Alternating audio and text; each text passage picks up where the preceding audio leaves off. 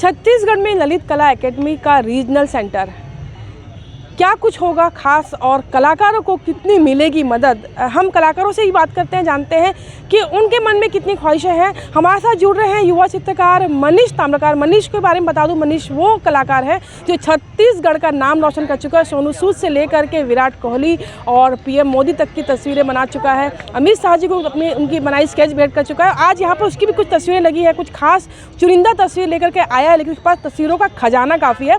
तो मनीष, क्या लगता है जो रीजनल सेंटर की बात चल रही है ललित कला एकेडमी की, तो यहाँ पर कलाकारों के लिए वो कितनी लाभदायक होगी? कलाकारों का क्या सपना पूरा होगा? देखिए, सपना तो काफ़ी समय से था, और ये नागदास सर जब ललित कला एकेडमी के जब अध्यक्ष बने, राष्ट्रीय अध्यक्ष बने, तब वो सपना साकार हुआ। हम काफ़ी उत्साहित हैं। और देखिएगा, यहाँ पे जितने भी अधिकतर खैरागढ़ के स्टूडेंट्स दूर दूर से आए हुए हैं, वो काफ़ी उत्साह के साथ आए हुए हैं कि कुछ उम्मीद है कि कुछ मिलेगा छत्तीसगढ़। जी जी जी, ज़रूर बिल्कुल मिलेगा। ये तो बात रीजनल सेंटर की। आप बात करते हैं आपकी पेंटिंग्स की, चित्रकला की। आप पेंसिल आर्ट, चारकोल पे काम करते हैं। जी, चारकोल वर्क पे मैं काम करता हूँ। कैसा जुनून है और कितने साल हो गए जुड़े हुए? क्योंकि जनरली कहा जाता है ना कि इंजीनियर बनो, डॉक्टर बनो, लेकिन आपने फाइन आर्ट को चुना है। जी, मैं जब क्लास 5th में था तब से मुझे इंटरेस्ट था। घर में बोलते थे कि इसको खैरागढ़ भेजेंगे, लेकिन खैरागढ़ के बारे में उस समय मुझे नॉलेज नहीं था। फिर जब मैं बड़ा हुआ, मतलब घर से मुझे काफ़ी सपोर्ट मिला। खैरागढ़ यूनिवर्सिटी के बारे में मुझे जानकारी दी और मैंने फिर फाइन आर्ट के लिए अप्लाई किया। फिर तो अभी एज ए कैरियर आप अभी किस तरीके से काम कर रहे हैं, किस तरह के प्रोजेक्ट पे काम कर रहे हैं? अभी तो मैं क्लासेस लेता हूँ, कोचिंग क्लासेस ड्राइंग पेंटिंग की। दुर्ग में 3 जगह मेरी सेंटर है, और बाकी कमीशन वर्क भी चल रहे हैं कंटिन्यू।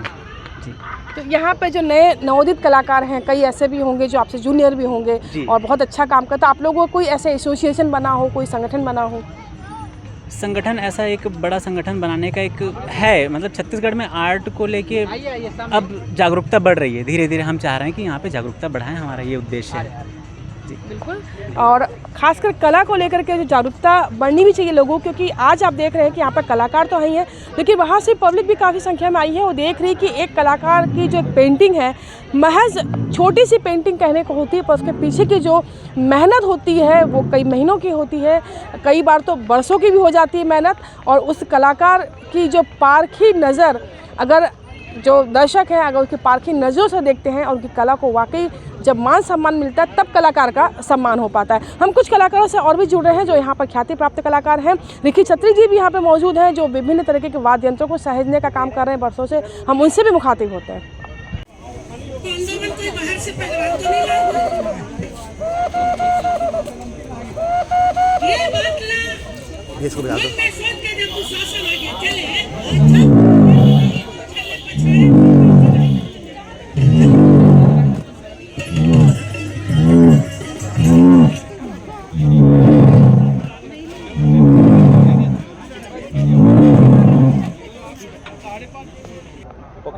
अभी आप जो वाद्य यंत्र से आवाज़ें सुन रहे थे, विभिन्न पशु पक्षियों की आवाज़, शेर के दहाड़ने की आवाज़, ये सारे वाद्य यंत्र से निकल रही थी और इसको सहेजने का काम किया रिकी छत्री जी ने। रिकी जी, ये जो आप वाद्य यंत्र बजा रहे थे अभी, किस किस तरह की आवाज़ें निकल रही थी इसमें? इसमें 4 प्रकार की चिड़ियाँ हैं, अलग अलग उनका शिकार होता था। और ये कि शेर की आवाज़ है, खरगोश की आवाज़, मेढक की आवाज़, ऐसी तरह तरह के सब आवाज़ निकाले हमारे पूर्वजों ने आज से 700, 800, 500 साल पहले। और शिकार करते थे, क्योंकि जंगलों के ऊपर निर्भर थे, जंगली जानवर को खाना, चिड़िया, ये सब। पहले जब से वाद्य यंत्र बने तो संगीत के लिए नहीं बने, अलग अलग घटनाएं होती गई लोगों को आवाज़ देने के लिए, शिकार के से बचने के लिए भी, शिकार करने के लिए। इस तरह से तरह तरह के आवाज़ निकाले, उनको मैंने खोज निकाला। विगत 43 वर्षों से पूरे छत्तीसगढ़ में खोज कर रहा हूँ। अभी तक मैंने 185 प्रकार के वाद्य यंत्रों का खोज किया हूँ, और सारे वाद्य यंत्रों को बजाता हूँ और बनाता भी हूँ। जी हाँ, रिकी जी की एक वर्कशॉप भी यहाँ पे साल में एक बार लगती है, जिसमें वाद्य यंत्र को बनाने की भी ट्रेनिंग दी जाती है और बजाने की भी ट्रेनिंग दी जाती है। तो अब तक कितने बच्चों को ट्रेन कर चुके हैं वाद्य यंत्र? अभी तक 1600-1700 बच्चों को कर चुका हूँ, क्योंकि 11 साल हो गया मुझे कार्यशाला करते हुए। और हर साल कम से कम मतलब 150 के लगभग आते ही हैं। तो इस तरह मतलब 1600-1700 बच्चों को मैंने मतलब ट्रेन कर चुका है। और ये निःशुल्क होता है, इसलिए बच्चे शौक़ से आते हैं। और मैं भी बहुत दिल से उनको सिखाते हैं। जी हाँ, बिल्कुल दिल से सिखाते हैं रिखी जी, क्योंकि यहाँ पर ये हमारे शहर की धरोहर है, न सिर्फ कलाकार है बल्कि धरोहर ही कहना चाहेंगे, क्योंकि जो व्यक्ति बरसों पुराने वाद्य यंत्रों को सहेज कर रख रहा है, इनके पास में 180 से ज़्यादा वाद्य यंत्रों का कलेक्शन है, तो वो एक धरोहर के समान है, क्योंकि अब ये अपनी जो कला है अगली आने वाली पीढ़ी को भी दे रहे हैं ताकि वो भी इसे सहेज कर रखें। और ऐसे ही आज यहाँ पर आप सिविक सेंटर के रथ पार्क में कई ऐसे कलाकारों को देख पा रहे हैं कि जो आज एक मंच में इकट्ठे हुए हैं, खासकर ललित कला एकेडमी के कार्यक्रम में इकट्ठे हुए हैं। तो हम आपको ऐसे एक छोटे छोटे इंटरव्यू के जरिए इन कलाकारों से मुखातिब कराते जा रहे हैं, उनकी खूबियाँ भी बताते जा रहे हैं। मृत प्राय हो चुकी कठपुतली की कला को जो बचाए रखने का काम भिलाई के विभास और अनिता उपाध्याय ने किया है, और इनका जो है पपेट थिएटर चलता है जो लगातार कई मुद्दों पर भी काम करता है, जागरूकता अभियान भी चलाते हैं कठपुतलियों के जरिए। और आज यहाँ पर पंडवानी को सहेजने के लिए डॉक्टर तीजन बाई की जो ओरिजिनल आवाज़ में इन्होंने यहाँ पे कठपुतली का शो दिखाना शुरू किया यहाँ पे, और आज ताकि बच्चों को पता चले कि तीजन बाई कौन है और कठपुतली की कला क्या है। तो हम विभास से जुड़ते हैं। विभास जी, कब से शुरू किया था कठपुतली का ये काम? ये तो मुझे करीब 20-22 साल हो गए, कभी 1997 से शुरू किया मैंने। और एक जगह मुझे जाना था जहाँ पे ये बहस हुई थी कि भाई मीडिया कौन सा अच्छा है अवेयरनेस के लिए, तो ये बच्चों को बड़ों को सबको ये पसंद आता है। तो हमने इसको शुरू किया और बहुत छोटे लेवल पे शुरू किया, लेकिन आज सारे देश में हमारे शो होते रहते हैं। और कुछ दिन पहले भोपाल में हमारा शो हुआ था जिसमें हमने चरणदास चोर और पंडवानी की हमने प्रस्तुति दी। हमारे साथ अनीता जी जुड़ रही हैं और विभास जी की पत्नी भी है, और हर शो में इनके साथ होती है। किस तरह कठपुतली आप लोग खुद तैयार करते हैं? कितनी मेहनत लगती है, क्या लगता है पूरा? कठपुतली खुद बनाते हैं, हर पैकेज बनाते हैं, मेहनत बहुत है। कोई भी नया पैकेज तैयार करने में बहुत मेहनत है। ऑडियो, वीडियो और पपेट्स ये सब तैयार करते हैं विभास जी, उनके साथी। मैं भी थोड़ा बहुत हेल्प करती हूँ।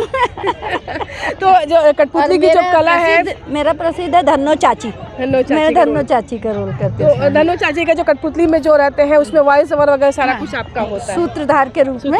हाँ, फिलर में, सूत्रधार में करती हूँ। तो नई पीढ़ी कैसे जुड़ रही कठपुतली से इसमें? इसलिए जुड़ रही है कि उनको भी अच्छा लग रहा है। और अभी हम डोंगर गाँव में हमने किया था एक शो, वो पहली बार उस गाँव में हुआ था। तो ऐसा हुआ था कि जब हमारा शो होता तो बाकी जगह के शो से खबर आती थी, आप बंद करिए, वहाँ कोई नहीं जा रहा, वहाँ कोई नहीं जा रहा। मतलब इतना। जी हाँ, तो ये है कठपुतली की विधा, आप समझ सकते हैं। क्योंकि अगर आपने बचपन में कठपुतली का जो देखा होगा, नृत्य देखा होगा या कठपुतली कोई भी शो देखे होंगे, तो आपको अपना बचपन ज़रूर याद आया होगा। क्योंकि आज यहाँ पर भिलाई में कठपुतली शो देख करके मुझे तो अपना बचपन ज़रूर याद आ रहा है, क्योंकि हमने बचपन में बहुत सारे शो देखे हुए थे। और वाकई में ये कला को जो सहेजना है आसान बात नहीं, मेहनत बहुत लगती है। और ये जो मेहनत है उपाध्याय दंपत्ति लगातार कई वर्षों से कर रहे हैं। और भिलाई हमारा शहर ऐसा है कि जहाँ पर आपको एक से बढ़कर एक कलाकार मिलेंगे, और उस कला प्रेमियों की भी संख्या वहाँ पर इतनी ही है भिलाई में। तो क्योंकि आप देख सकते हैं कि यहाँ पर जो कलाकारों को देखने के लिए भी यहाँ पर लोग आते हैं, तो ये एक अच्छी बात है। और आपको हम लगातार अपने चैनल IBC 24 मैदानी में आपको लगातार दिखाते रहेंगे ऐसे ही कला प्रेमियों की अलग अलग कहानियाँ। आप ये खबर देख रहे थे कोमल धनेसर के साथ। एक बात और बताना चाहती हूँ, केवल पारंपरिक पपेट नहीं है, इन्होंने नए नए पपेट ईजाद किए हैं। फर पपेट है, रॉड पपेट है, और एंग्री बर्ड, इस तरह के कई फर पपेट पर जो बच्चों को पसंद है, कार्टूनिस्ट कैरेक्टर, ये सब तैयार है। जब बात आती है तो महिलाओं के बिना कला अधूरी है। और बात चाहे नृत्य की हो या नाट्य विधा की हो, बिना महिलाओं के कोई काम नहीं बनता। क्योंकि अभिनय में ही महिलाएं आगे हैं। तो कभी ज़माना होता था जब महिलाएं स्टेज पर नहीं होती थी तो पुरुष महिलाओं का अभिनय भी करते थे, लेकिन अब महिलाएं काफ़ी आगे हैं। और यहाँ भिलाई में सबसे बड़ा ग्रुप है स्वयंसिद्धा ग्रुप, विवाहित महिलाओं का ग्रुप है। और डायरेक्टर सोनाली चक्रवर्ती से हम जुड़ रहे हैं। किस तरीके की आप लोगों का ग्रुप है, और आप लोग जब घर के कामों के बाद में अपनी कला को पहचान देने में लगी हुई हैं, किस तरीके की महिलाएं जुड़ती हैं, और किस तरीके की महिलाओं की जो उम्मीदें कितनी पूरी हो रही हैं? जी, इस समूह में 20 साल से लेके 80 साल तक की महिलाएं जुड़ी हुई हैं, जो विवाह पश्चात अपनी प्रतिभा को जगह नहीं दे पाई, वो काम करते हैं। और जैसा आपने अभी कहा कि पहले महिलाएं इतनी कम घर से निकलती थी कि उनके रोल भी पुरुषों को करना पड़ता था। तो हम ये हमारा छत्तीसगढ़ का पहला महिला थिएटर है जहाँ सारे रोल हम करते हैं। अब हम पुरुषों के भी रोल करते हैं। हमारा ऑल मतलब विमेन ग्रुप है, इसमें 300 से अधिक महिला केवल छत्तीसगढ़ से जुड़ी है। और पूरे भारत के 23 30 शहरों से करीब 900 महिलाएं जुड़ी हुई है। हम लाइट एंड साउंड शो, नुक्कड़ नाटक इनके द्वारा सामाजिक उद्देश्य के, सरोकार के संदेश देते हैं जो मनोरंजन के साथ भी हो। इससे ये महिलाएं जो डिप्रेशन और फ्रस्ट्रेशन और मिडिल एज क्राइसिस में आती है उससे भी बचती हैं और अपने लाइफ का वो समय अब वो समाज को दे रही है। बिल्कुल सही कहा सोनाली जी ने कि महिलाएं न केवल घर संभालती बल्कि सामाजिक सरोकारों के मुद्दे को भी अपने अभिनय, अपने ड्रामा, अपने डांस के जरिए लोगों के बीच में लाती है और समाज को आईना दिखाती है कि आखिर समाज में हो क्या रहा है। क्योंकि बहुत कम लोग ऐसे होते हैं जो समाज को आईना दिखा पाते हैं और समाज को आईना दिखाने का काम ये स्वयं सिद्धा ग्रुप कर रहा है। और जिस तरीके से बताया सोनाली जी ने कि 23 शहरों की छत्तीसगढ़ के अलावा 900 महिलाएं जुड़ी हुई, तो आप समझ सकते हैं कि उन 900 महिलाओं की मन की इच्छा जो कभी बचपन में कविता, कहानी, नाटक, ड्रामा, डांस करके थी और आज वो शादी के बाद भी उसे पूरा कर पा रही है। तो कहीं ना कहीं एक मंच कहीं ना कहीं प्रतिभाओं को पहचान देता है। मंच छोटा बड़ा नहीं होता, मंच होता है, बस ज़रूरत है उससे जुड़ने की।